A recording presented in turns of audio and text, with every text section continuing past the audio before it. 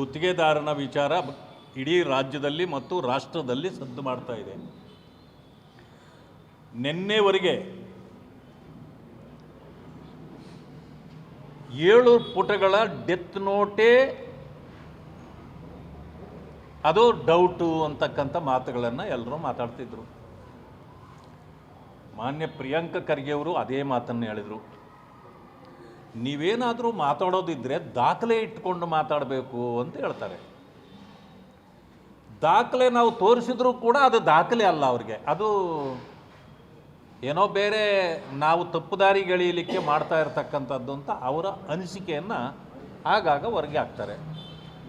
FSL report ಬಂತು, 7 ಪುಟಗಳದು ಅವನೇ ಬರೆದಿರೋದು ಸಚಿನ್ ಅಂತಕ್ಕಂಥದ್ದು ಸಾಬೀತಾಗಿದೆ. ನೀವು ಅಲ್ಲೆಗಳಿದ ಈ ಪತ್ರ ಇದು ನಕಲಿ ಅಲ್ಲ, ಅಸಲಿ ಅಂತಕ್ಕಂಥದ್ದನ್ನು ಈಗ ಡಿಪಾರ್ಟ್ಮೆಂಟೇ ಹೇಳಿದೆ.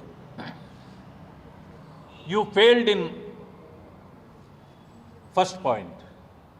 ನೀವು ಈಗಾಗಲೇ 1 ಪಾಯಿಂಟಲ್ಲಿ ನೀವು ಫೇಲ್ ಆದ್ರಿ. ಎರಡನೇದು, ಆ ಸಚಿನ್ಗೆ ಪ್ರಾಣ ತ್ಯಾಗಕ್ಕೆ ಉತ್ತರ ಸರ್ಕಾರ ಕೊಡಬೇಕು. ಇದರಿಂದ ಇರತಕ್ಕಂಥವ್ರು ಯಾರು, ಏನು ನಿಜಾನ, ಅದು ಏನಾಯಿತು ಅಂತ. ನಾನು ದುಡ್ಡಿನ ವಿಚಾರದಲ್ಲಿ ಮಾತಾಡೋದಿಲ್ಲ, ಅದು ವ್ಯಾಪಾರ ವ್ಯವಹಾರ ಇರತಕ್ಕಂಥದ್ದನ್ನು ಅದು ಕೂಲಂಕುಷವಾಗಿ ತನಿಖೆ ಮಾಡಿದಾಗ ಅದು ಹೊರಬರ್ತದೆ, ಅದಕ್ಕೆ ನೀವು ಸರ್ಕಾರ ಉತ್ತರ ಕೊಡ್ರಿ. ಮೂರನೇ ವಿಚಾರ, ಅವರ ಕುಟುಂಬಕ್ಕೆ ಥ್ರೆಟ್ ಇದೆ. 5 ಜನ ಹೆಣ್ಣು ಮಕ್ಕಳಿದ್ದಾರೆ. ಅವರ ಬಗ್ಗೆ ಮಾನ್ಯ ಮುಖ್ಯಮಂತ್ರಿಗಳಿಗೆ ಕರುಣೆ ಇರಬೇಕು. ಒಂದು ಹಿಂದುಳಿದ ಸಮಾಜ, ಅದರ ಬಗ್ಗೆ ಕರುಣೆ ಇರಬೇಕು. ನೀವು ಹಿಂದುಳಿದವರ ಬಗ್ಗೆ ಪ್ರೇಮ ಪ್ರೀತಿ ಇದ್ದರೆ ಅದನ್ನು ತಾವು ಮಾಡಿ. ಮೂರನೇ ವಿಚಾರ, ಸುಪಾರಿ. 4 ಹೆಸರುಗಳು ಇದರಲ್ಲಿದೆ. ಸುಪಾರಿ ವಿಚಾರದಲ್ಲಿ ಸರ್ಕಾರ ಸೀರಿಯಸ್ನೆಸ್ಸನ್ನು ತೋರಿಸಲೇಬೇಕು. ಈಗ ಮುಂದೆ 4 ಜೀವಗಳಿತ್ತು. ಇದು ಇಂಟರ್ಸ್ಟೇಟ್ ಮ್ಯಾಟ್ರ್ ಅಂತ ನಿನ್ನೆನೇ ನಾನು ಹೇಳಿದ್ದೇನೆ. ಅದಕ್ಕೆ ಇದನ್ನು ನೀವು COD CID ಮಾತೇ ಎತ್ತಬಾರ್ದು, ನೀವು CBIಗೇ ಕೊಡಬೇಕು. ಯಾಕೆ ಕೊಡಬೇಕು ಅಂತಂದರೆ, SI ವಿಷಯ ಬಂತು. ಗುಲ್ಬರ್ಗಾದಲ್ಲಿ ಸಬ್ ಇನ್ಸ್ಪೆಕ್ಟರ್ಸ್ ಏನೋ ಎಕ್ಸಾಮ್ನಲ್ಲಿ DR ಪಾಟೀಲ್ ಅನ್ನೋರಿಗೆ ನೀವು ಅದರಲ್ಲಿ ಇನ್ವಾಲ್ವ್ ಆಗಿದ್ದಾರೆ ಅಂತ ತೋರಿಸ್ಕೊಟ್ರಿ. ಅವ್ರು ಯಾರು? ನಿಮ್ಮ ರೈಟ್ ಹ್ಯಾಂಡ್, ಪ್ರಿಯಾಂಕಾ ಖರ್ಗೆ ಅವರ ರೈಟ್ ಹ್ಯಾಂಡ್ ಅವರು. ಆಗಿದ್ದರೂ ಕೂಡ ನಾನು ಇವತ್ತು ನಿಮಗೆ ಬೇಕಾದ್ರೆ ತೋರಿಸ್ತೇನೆ.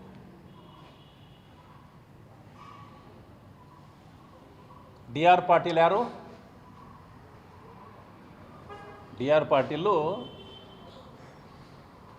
ಅವರು ಕೂಡ ರೈಟ್ ಹ್ಯಾಂಡೇ ಆಗಿದ್ದರು. ನೀವು ಅವರನ್ನು ಮುಂದಿಟ್ಟು ಆವತ್ತಿನ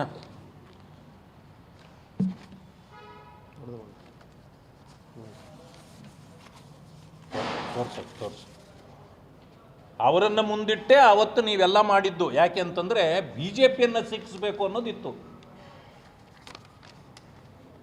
ಆವತ್ತು ನೀವೇನು ಮಾಡಿದ್ರಿ? ಸುರ್ಜೇವಾಲಾ ಹೇಳ್ತಾರೆ, ಇದು ಪೊಲೀಸ್ ಎಲ್ಲನೂ ಈ COD ತನಿಖೆ CID ತನಿಖೆ ನಾವು ಒಪ್ಪೋದಿಲ್ಲ. ಈಗಾಗಲೇ 76 ಲಕ್ಷ ರೂಪಾಯಿಯನ್ನು ಶಂಕರಗೌಡ ಅವತ್ತು DSP ಆಗಿದ್ದವರು ಪೊಲೀಸ್ನವ್ರು ತಗೊಂಡಿದ್ದಾರೆ. ಇನ್ನೂ 2,40,00,000 ರೂಪಾಯಿ ಬಾಕಿ ಕೊಡಬೇಕು ಅಂತೇಳಿ ಅವರು ಡಿಮ್ಯಾಂಡ್ ಮಾಡ್ತಿದ್ದಾರೆ. ಈ ಸರ್ಕಾರದ ಪರಿಸ್ಥಿತಿ ಈ ರೀತಿ ಇದೆ ಅಂತ ನೀವೇ ಅವತ್ತು ಆಪಾದನೆ ನಮ್ಮ ಮೇಲೆ ಮಾಡಿದ್ರಿ. ಆದ್ದರಿಂದ ಯಾವುದೇ ಕಾರಣಕ್ಕೆ ನಾವು CODಯನ್ನು ಒಪ್ಪೋದಿಲ್ಲ ಅಂತ ನೀವೇ ಹೇಳಿದ್ದೀರಿ. ಅವತ್ತು ಸುರ್ಜೇವಾಲಾ ಹೇಳಿದ್ದಾರೆ. ಅದನ್ನು ನಾನು ಬೇಕಂದರೆ ಬಿಡುಗಡೆ ಮಾಡ್ತೀನಿ ನಿಮಗೆ. ಆದರೆ ಇವತ್ತು ಅಪಾದನೆ ಮಾಡಿದ್ರಿ. ಶಂಕರಗೌಡ ಪಾಟೀಲ್ ಇದ್ದಾರಲ್ಲ ನಿಮ್ಮ DSP, ಅವರನ್ನು ಶಾಬಾದಲ್ಲಿ ನೀವೇ ಇಟ್ಕೊಂಡಿದ್ದೀರಲ್ಲ, ಇವತ್ತು ಹಾಕ್ಕೊಂಡಿದ್ದೀರಲ್ಲ. ಎನ್ಕ್ವೈರಿ ಇನ್ನೂ ಅವ್ರ ಮೇಲೆ ಹಾಗೇ ಇದೆ. ಅಂದರೆ ಈ ಕಲೆಕ್ಷನ್ನಲ್ಲಿ ನಿಮ್ಮ ಪಾಲು ಎಷ್ಟಿತ್ತು ಅವತ್ತು? ಇದೆಲ್ಲ ನೀವೇ ಮಾಡ್ತಿದ್ದಂತಾಯ್ತಲ್ಲ. ಈಗ ಶಂಕರಗೌಡರು ಹರಿಶ್ಚಂದ್ರರಾದ್ರ 2,40,00,000 ಅವ್ರಿಗೆ ವಾಪಸ್ ಬಂತ. ನಮ್ಮ ಪಕ್ಷದ ಮೇಲೆ ಆವತ್ತು ನಮ್ಮ ಸರ್ಕಾರದ ಮೇಲೆ ಗೂಬೆ ಕೂರಿಸಿದ್ರಲ್ಲ. ಈಗ ಕಲೆಕ್ಷನ್ ಮಾಸ್ಟರ್ಸು ಕಾಂಗ್ರೆಸ್ BJPಯನ್ನು ಜನ ತೀರ್ಮಾನ ಮಾಡಲಿ. ಅದಾದ ಮೇಲೆ ನಾನು ನಿನ್ನೆ ಹೇಳಿದ್ದೇನೆ, ಇದರಲ್ಲಿ ಹನಿ ಟ್ರ್ಯಾಪ್ನ ವಿಷಯ ಇದೆ. ಇದನ್ನು ಯಾರೂ ಗಮನಿಸಿರಲಿಲ್ಲ. ಇವತ್ತು 7 ಪುಟಗಳು ನಕಲಿ ಅಲ್ಲ ಅಸಲಿ ಅಂತ ಬಂದ ಮೇಲೆ ಈಗ ಮಾನ್ಯ ಮುಖ್ಯಮಂತ್ರಿಗಳೇ, ನಿಮಗೂ ಕೂಡ ಸವಾಲಿದೆ. ನೀವು ಸವಾಲಿಗೆ ಜವಾಬು ಕೊಡಬೇಕೀಗ. ಮಾನ್ಯ ಪ್ರಿಯಾಂಕ ಖರ್ಗೆ ಅವರೇ, ತಾವು ಸಚಿವರಿದ್ದೀರಿ, ಉಸ್ತುವಾರಿ ಜಿಲ್ಲೆಗಿದ್ದೀರಿ. ನಿಮ್ಮ ಅಂದರೆ ನಿಮ್ಮ ಲೆಫ್ಟು ರೈಟು ಎಡಬಲಗಳಲ್ಲಿರ್ತಕ್ಕಂಥ ನಿಮ್ಮ ಅನುಯಾಯಿಗಳೇ ಮಾಡಿರ್ತಕ್ಕಂಥದ್ದು ಇದು. 8 ಜನರ ಹೆಸರು ಕಂಪ್ಲೇಂಟಲ್ಲಿ 8 ಜನರುಗಳ ಹೆಸರಿದೆ. 4-5 ದಿವಸಗಳಾಗೋಯ್ತು FIR ಎಲ್ಲ ಆಗಿ. ಅವ್ರು ಎಲ್ಲಿದ್ದಾರೆ? ಅರೆಸ್ಟ್ ಮಾಡಿದಿರಾ? ಕೆಲವರನ್ನೆಲ್ಲ ನೀವು ಅರೆಸ್ಟ್ ಮಾಡಲಿಕ್ಕೆ ಅರ್ಧ ಗಂಟೆನೂ ತಗೊಳ್ಳೋದಿಲ್ಲ FIR ಆದಮೇಲೆ. ಅಷ್ಟೊಂದು ಫಾಸ್ಟ್ ಇರ್ತೀರಿ ನೀವು. ಇಲ್ಲಿ ನಿಮ್ಮ ಕೈ ಕಟ್ಟಿ ಹಾಕಿರೋರು ಯಾರು? ನಾವೇನಾದರೂ ಮಾತಾಡಿದರೆ ನಮ್ಮನ್ನು ವೈಯಕ್ತಿಕವಾಗಿ ಟಾರ್ಗೆಟ್ ಮಾಡ್ತಿದ್ದಾರೆ ಅಂದ್ಕೊಳ್ತೀರಿ. ನಮ್ಮದು ವೈಯಕ್ತಿಕ ವಿಚಾರವೇ ಇಲ್ಲ. ಸ್ಪಷ್ಟಪಡಿಸ್ತೇನೆ, ನೀವು ಒಂದು ಇಲಾಖೆಗೆ ಮಂತ್ರಿ ಇರ್ಬೋದು, ಆದರೆ 34 ಮಂತ್ರಿಗಳ ಸ್ಥಾನಕ್ಕೂ ನೀವು ಬಾಯಿ ಹಾಕ್ತೀರಿ. ನನ್ನ ಜವಾಬ್ದಾರಿ ಇರೋದು ಒಂದು ಮಂತ್ರಿ ಸ್ಥಾನದ ವಿಚಾರಕ್ಕಲ್ಲ, ಇಡೀ ಸರ್ಕಾರಕ್ಕೆ 34 ಇಲಾಖೆಗಳಲ್ಲಿ ನಡೀತಕ್ಕಂಥ ವಿಚಾರಗಳ ಬಗ್ಗೆ ನಾನು ಕೂಡ ಪ್ರಸ್ತಾಪ ಮಾಡಬಹುದು. ಆ ಕಾರಣಕ್ಕೆ ನಾನು ಮಾಡ್ತಿದ್ದೀನಿ. ಇಲ್ಲಿ ನನ್ನ ಜಾಗಕ್ಕೆ ಜಾತಿ ಇಲ್ಲ, ಧರ್ಮ ಇಲ್ಲ. ನಾನು ಇರ್ತಕ್ಕಂಥದ್ದು ಪ್ರತಿಯೊಬ್ಬರಿಗೂ ನ್ಯಾಯ ಕೊಡಿಸ್ಬೇಕು ಅನ್ನೋದು ನಮ್ಮ ಉದ್ದೇಶ. ಅದು ನನ್ನದು ಮಾತ್ರ ಅಲ್ಲ. ಈ ಸ್ಥಾನದಲ್ಲಿ ನೀವಿದ್ರೂ ಕೂಡ ಅದನ್ನೇ ಮಾಡಬೇಕು. ನೀವು ಇಲ್ಲಿ ಜಾತಿ ಮೇಲೆ ಮಾತಾಡಬಾರ್ದು, ಧರ್ಮದ ಮಾತ್ರ ಮಾತಾಡಬಾರ್ದು. ಸರ್ವರಿಗೂ ನ್ಯಾಯ ಕೊಡಿಸ್ತಕ್ಕಂಥ ಕೆಲಸವನ್ನು ನಾವು ಮಾಡಬೇಕಾಗಿದೆ. ಆದ್ದರಿಂದ ಈ ಸುಪಾರಿ ವಿಚಾರದಲ್ಲಿ ನೀವು ಯಾರನ್ನ ನೀವು ಸುಪಾರಿ ಕೇಸ್ಗಳು ಹಾಕ್ಸಿದ್ರಿ, ಇದು ಹನಿ ಟ್ರ್ಯಾಪಲ್ಲಿ ಮೊದಲೆಲ್ಲ ಚರ್ಚೆ ಆಗಿ ಕೇಸ್ಗಳು ಹಾಕ್ಸಿದ್ರಲ್ಲ, ಈಗ ಅದು ಕೂಡ ಹೊರಗಡೆ ಬರ್ತಾ ಇದೆ. ಯಾರು ಹಾಕ್ಸಿದ್ರು ಅನ್ನೋದು ನಾನೇ ಹಾಕ್ಸಿದೆ ಅಂತ ಹಾಕ್ಸಿದವರೇ ಹೇಳ್ಕೊಳ್ತಾ ಇದ್ದಾರೆ.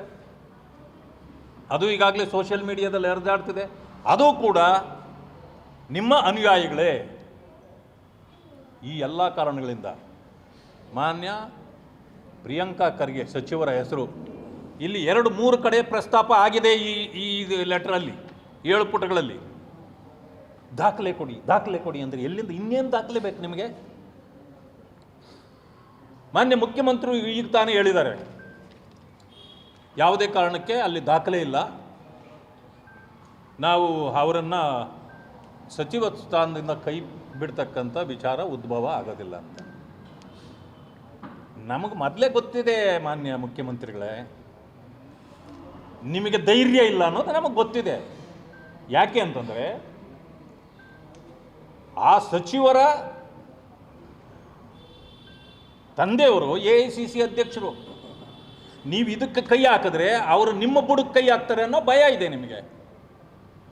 ನಿಮ್ಮ ಸ್ಥಾನ ಹೋಗ್ಬಿಡ್ತದೆ ಅನ್ನೋದು. ನೀವು ಕುರ್ಚಿಗೆ ಅಂಟ್ಕೊಂಡ್ಕೊಳ್ತಿರೋರು, ನಿಮ್ಮ ಕುರ್ಚಿಯ ಭಯ ನಿಮ್ಮನ್ನು ಕಾಡ್ತಾ ಇದೆ. ಅದರಿಂದ ಇದು ಹೇಳ್ತಾ ಇದ್ದೀರಿ. ಒಂದು ಸಮಯ ನಿಮಗೆ ಭಯ ಇಲ್ಲ ಅಂದರೆ, ನಿಮಗೆ ತಾಕತ್ತಿದ್ರೆ ಇನ್ನೇನು ನಿಮಗೆ ಬೇಕು? ಇಷ್ಟೊತ್ತಿಗೆ ನೀವು ಅವರನ್ನು ಕೈ ಬಿಡಬೇಕಾಗಿತ್ತು, ವಜಾ ಮಾಡಬೇಕಾಗಿತ್ತು, ರಾಜೀನಾಮೆ ಪಡಿಬೇಕಾಗಿತ್ತು. ಬೇರೆ ಸರ್ಕಾರಗಳು ಮಾಡುವಾಗ ಸ್ವಲ್ಪ ಬಂದರೆ ಸಾಕು, ಬೀದಿಗಿಳಿದು ಬೆಂಕಿ ಹಚ್ತಿರಲ್ಲ. ಈಗ ನಿಮ್ಮನ್ನು ತಡೆದವ್ರು ಯಾರು? ಬೇರೆಯವರಿಗೆ ಒಂದು ನ್ಯಾಯ, ನಿಮಗೊಂದು ನ್ಯಾಯ ಇದೆಯಾ? ಇಷ್ಟೊತ್ತಿಗೆ ನೀವು ಈಗಾಗಲೇ ಅವರನ್ನು ಸಂಪುಟದಿಂದ ವಜಾ ಮಾಡಬೇಕಾಗಿತ್ತು. ನಿಮಗೆ ತಾಕತ್ತಿಲ್ಲ ಅಂತೇಳಿ ನೇರವಾಗಿ ಒಪ್ಕೊಳ್ಳಿ. ಗೋಡೆ ಮೇಲೆ ದೀಪ ಇಡೋ ಕೆಲಸ ಮಾಡಬೇಡಿ. ಇನ್ನೂ ಅನೇಕ ವಿಚಾರಗಳು ಹೊರಗಡೆ ಬರ್ತಕ್ಕಂಥದ್ದಿದೆ. ನಾವು ಯಾವುದೇ ಕಾರಣಕ್ಕೆ ಈ ಹೋರಾಟವನ್ನು ನಾವು ಕೈ ಬಿಡೋದಿಲ್ಲ. ಇಡೀ ನೀವು ಕೇವಲ ಅದು ಬೀದರ್ ಗುಲ್ಬರ್ಗಾಗೆ ಮಾತ್ರ ಸೀಮಿತವಾಗಿತ್ತು. ನಿಮ್ಮ ಉದ್ದಟತನದಿಂದ ನೀವು ಮಾಡ್ತಾ ಇರತಕ್ಕಂಥ ಈ ಕಾರ್ಯದಿಂದ ಇಡೀ ರಾಜ್ಯಕ್ಕೆ ಮತ್ತು ದೇಶಕ್ಕೂ ಈ ಸಮಸ್ಯೆ ದೊಡ್ಡದಾಗಿ ಉದ್ಭವಿಸ್ತದೆ ಅಂತಕ್ಕಂಥ ಮಾತನ್ನು ಹೇಳಲಿಕ್ಕೆ ನಾನು ಬಯಸ್ತೇನೆ. ನೋಡಿ, ನೆನ್ನೆ ನಾನು ಅದಕ್ಕೆ ಉತ್ತರ ಕೊಟ್ಟಿದ್ದೇನೆ. ನಾವು ಯಾವುದೇ ಕಾರಣಕ್ಕೆ ನಮ್ಮ ಬಟ್ಟೆನ ಹರ್ಕೊಳ್ಳಲ್ಲ. ಅವ್ರವ್ರ ಬಟ್ಟೆ ಅವ್ರು ಹರ್ಕೊಳ್ಳೋರು ಯಾರೋ ಇದ್ದರೆ ಅವ್ರು ಹುಚ್ಚರು ಅಂತಾರೆ. ಆ ಹುಚ್ಚತನ ಅವರೇ ಇಟ್ಕೊಳ್ಳಿ, ನಮಗೆ ಬೇಕಾಗಿಲ್ಲ. ನಾನು ನೆನ್ನೆ ಹೇಳಿದ್ದೀನಿ, ನಿಮ್ಮ ಬಟ್ಟೆನೂ ನಾವು ಹರಿಯಕ್ಕೆ ಬರೋದಿಲ್ಲ. ನಿಮಗೇನಾದರೂ ತಲೆ ಕೆಟ್ಟಿದ್ದರೆ ನಿಮ್ಮ ಬಟ್ಟೆ ನೀವು ಹರ್ಕೊಳ್ಳಿ, ನಮಗೇನು ಚಿಂತೆ ಇಲ್ಲ. ನಾವು ಜನರಿಗೆ ನ್ಯಾಯ ಕೊಡಿಸ್ತಕ್ಕಂಥ ಕೆಲಸವನ್ನು ಮಾಡಬೇಕು. ನೀವೇ ನ್ಯಾಯ ಕೊಡಬೇಕು. ನೀವು ಕೊಡೋದರಲ್ಲಿ ಫೇಲ್ ಆದಾಗ ನಮ್ಮ ಪ್ರವೇಶ ಆಗುತ್ತೆ. ನಾವು ಹೋರಾಟ ಮಾಡಿ ಅವರಿಗೆ ನ್ಯಾಯ ಕೊಡಿಸೋ ಕೆಲಸವನ್ನು ನಾವು ಮಾಡಬೇಕು. ಅದನ್ನು ನಾವು ಮಾಡ್ತಿದ್ದೇವೆ ಇವತ್ತಿನ ದಿವಸ. ನೀವು ಬಟ್ಟೆನಾದರೂ ಹರ್ಕೊಳ್ಳಿ, ನಿಮ್ಮ ಬಟ್ಟೆ ಹಾಗೆ ಇದು ಇಟ್ಕೊಳ್ಳಿ, ಇಲ್ಲ ಬಟ್ಟೆ ಬಿಚ್ಚಾಕೊಳ್ಳಿ, ನಮಗೇನು ಚಿಂತೆ ಇಲ್ಲ.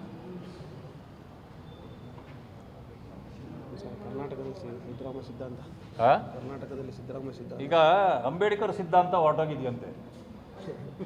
ಅಂಬೇಡ್ಕರ್ ಸಿದ್ಧಾಂತ ಏನಾದರೂ ಕರ್ನಾಟಕದಲ್ಲಿ ಇದ್ದಿದ್ರೆ ಇಷ್ಟೊತ್ತಿಗೆ ರಾಜೀನಾಮೆ ತಗೊಬಿಡ್ತಿದ್ರು. ಅಲ್ಲಿಗೆ ಕರ್ನಾಟಕದಲ್ಲಿ ಸಂವಿಧಾನ ನಡೀತಿಲ್ಲ ಅಂತ ಅರ್ಥ. ಈಗ ಮಾನ್ಯ ಶಾಸಕರುಗಳು ಕರ್ನಾಟಕದಲ್ಲಿ ಅಂಬೇಡ್ಕರ್ ಸಿದ್ಧಾಂತ ಇಲ್ಲ, ಸಿದ್ದರಾಮಯ್ಯನವ್ರ ಸಿದ್ಧಾಂತ ಇದೆ ಅಂತ ಹೇಳ್ಕೊಂಡಿದ್ದಾರೆ. ಅರೆ, ಸಿದ್ದರಾಮಯ್ಯನವ್ರ ಸಿದ್ಧಾಂತನೇ ಇದ್ದಿದ್ರೆ ಇಷ್ಟೊತ್ತಿಗೆ ಆ ಬಡ ಕುಟುಂಬಕ್ಕೆ ನ್ಯಾಯ ಸಿಗಬೇಕಾಗಿತ್ತು. ಅಂದರೆ ನಿಮ್ಮ ಸಿದ್ಧಾಂತ ಎಷ್ಟು ವೀಕು ಅಂತ ಈಗಲೇ ಗೊತ್ತಾಯ್ತಲ್ಲ. ಅಂಬೇಡ್ಕರ್ ಸಿದ್ಧಾಂತವನ್ನು ಹೊರತುಪಡಿಸಿ ಇನ್ನೊಂದು ಸಿದ್ಧಾಂತ, ಸಂವಿಧಾನ ಈ ದೇಶದಲ್ಲಿ ಇರಲಿಕ್ಕೆ ಸಾಧ್ಯ ಇಲ್ಲ. ಈ ಮಾತನ್ನು ಅಮಿತ್ ಶಾ ಅವರು 100 ಸಾರಿ ಹೇಳಿದ್ದಾರೆ. ಪ್ರಧಾನಮಂತ್ರಿಗಳು ಮೋದಿಯವರು 100 ಸಾರಿ ಹೇಳಿದ್ದಾರೆ. ಅದನ್ನು ತಿರುಚಿ ನೀವು ಹೇಳ್ತೀರಿ. ನೀವೇ ಹೇಳ್ಕೊಳ್ತೀರಿ. ಈಗ ಅಂಬೇಡ್ಕರ್ ಸಿದ್ಧಾಂತ ಕರ್ನಾಟಕದಲ್ಲಿಲ್ಲ, ಇಲ್ಲಿ ಸಿದ್ದರಾಮಯ್ಯನವ್ರ ಸಿದ್ಧಾಂತ ಅಂತ. ಈ ರೀತಿ ನೀವು ಮಾಡಿದರೆ, ಈಗ ನಾನು ಹೇಳ್ತೇನೆ, ಈ ರೀತಿ ಸಿದ್ಧಾಂತಗಳನ್ನ ನೀವು ಅಳವಡಿಸ್ಕೊಳ್ತಾ ಹೋದರೆ ನಾವೇನು ಮಾಡಬೇಕಾಗಿಲ್ಲ, ಜನನೇ ನಿಮ್ಮ ಬಟ್ಟೆ ಎರೀತಾರೆ. ಇದನ್ನು ನೀವು ಅಂಡರ್ಲೈನ್ ಮಾಡ್ಕೊಳ್ಳಿ.